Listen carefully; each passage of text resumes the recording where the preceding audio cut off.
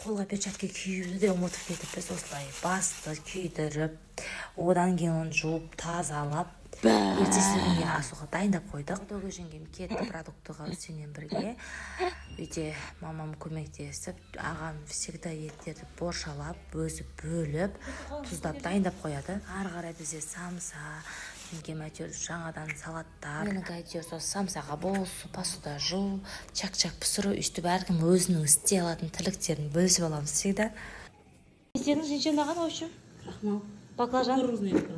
Кукурузный крахмал. Чуть-чуть туз. Маша. Наган да тоже крахмал. Филе ма? Филе. Паприка. Қазір, мына жерде капустаңыз, капустаны бір ыстық суға, мына жақта етіңіз қайнап жатыр, мына жақта майды ысытыңыз.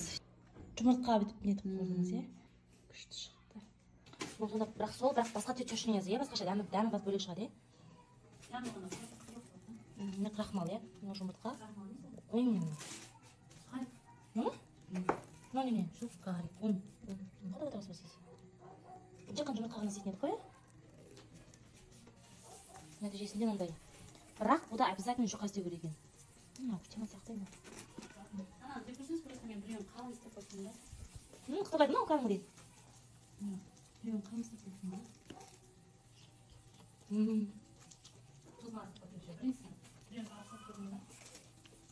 Осымен бірінші күні видеосы бітті. Мына ертесі күнгі видео ғой. Түнде тұрып алған тірліктерді жасаймыз дегенбіз, чтобы ертеңгі күнге жұмыс аз болу үшін. Бірақ мен қайдан ұйықтап қалғам. Жеңгем есігіне бір қарадым да, сөйтем ол қыз шықпаған соң мен дальше кеткен ойқыға уайым, қайғым жоқ.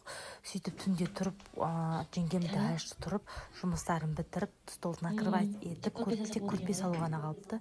Сонда өз-өзім ұялғаным. Әншейінде қарапайым күнде әдемі шығатын қаттамам да, именно сол қонақтар келетін күні быт-шыт болып шықты ғой. Сөйтіп бәріне әйтеуір үлгердік. Сонымен арғада қонақтарым жаймен келіп жатыр. Қонақ дайын басталды.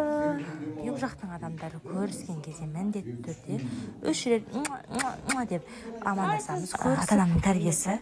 Қонақтар сұлға басына орналасқаннан кейін, тамақта келіндер, әйел кісілерді ортаға дастарханға қойғаннан кейін, ағам мен інім, сыңарым, әйтеуір жігіттер қауымы осылай әр қонаққа салып беретін дәстүр бар бізде. Менің видеомның еңбегімді бағалап кетіңіздер, тіркеліп лайк басыңыздар. Келесі видеода кездескенше.